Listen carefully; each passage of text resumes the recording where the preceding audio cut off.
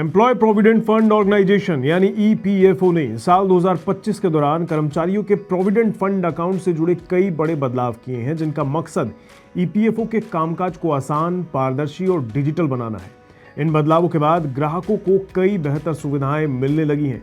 EPFO अपने system में लगातार नए बदलाव करता रहता है, जिससे उनके ग्राहकों को नई सुविधा घर बैठे ही मिल जाए। इसी कड़ी में इस बार फिर से ईपीएफओ ने नए बदलाव किए हैं। कौन से हैं ये बदलाव जिनसे आपका फायदा होगा? इन बदलावों का आपकी जिंदगी पर क्या असर पड़ेगा? ये सब जानने के लिए वीडियो के अंत तक बस आपको बने रहना है। नमस्कार, मेरा नाम है रोहित कौशिक और आप देख रहे हैं money 9।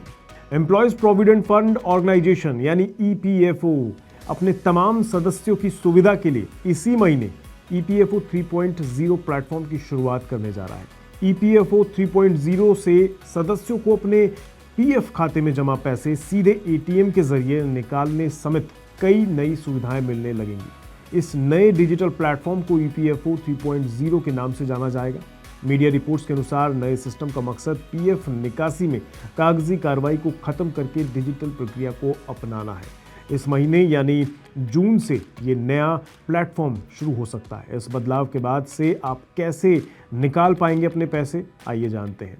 Employees provident fund organisation यानी पीएफ खाता धारकों को एक कार्ड जारी करेगा जो बिल्कुल ही एटीएम कार्ड की तरह दिखाई देगा। इस कार्ड को लेकर आपको एटीएम पर जाना होगा, फिर आप यहाँ पर इस कार्ड की मदद से अपने पीएफ खाते से पैसे निकाल पाएंगे। शुरुआत में एटीएम के जरिए अकाउंट होल्डर अपने पीएफ खाते में जमा राशि का 50% पैसा निकाल पाएंगे। हालांकि आगे इस लिमिट को बढ़ाने के बारे में सोचा जा सकता है। एटीएम कार्ड आने के बाद पीएफ अकाउंट को एटीएम से पैसा निकालने की सुविधा मिल जाएगी। इसके साथ ही आपके पीएफ खाते का बैलेंस भी उसी एटीएम में चेक कर पाएंगे। इसके अलावा आप अपने पसंद के बैंक खाते में अपने फंड को भी ट्रांसफर कर सकते हैं। साथ ही साथ ईपीएफओ 3.0 में ऑटो क्लेम सेटलमेंट की सुविधा भी मिलेगी। इससे बिना किसी मैनुअल इंटरवेंशन के पैसा सीधा आपके खाते में ट्रांसफर हो सकेगा।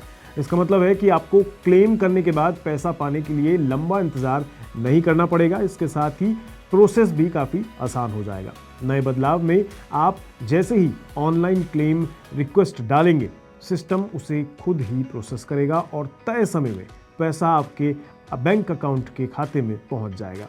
ईपीएफओ ने मौजूदा फाइनेंशियल ईयर की शुरुआत से अब तक दाखिल किए गए दावों में से लगभग 50% दावे केवल 3 दिनों में निपटा दिए।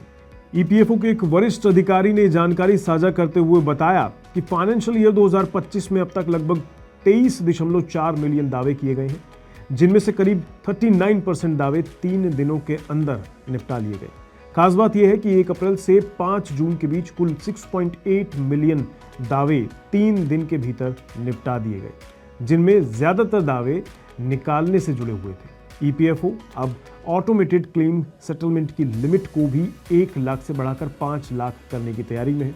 अधिकारी के अनुसार ये बदलाव दावों के निपटाने की रफ्तार को और तेजी में बदल देगा।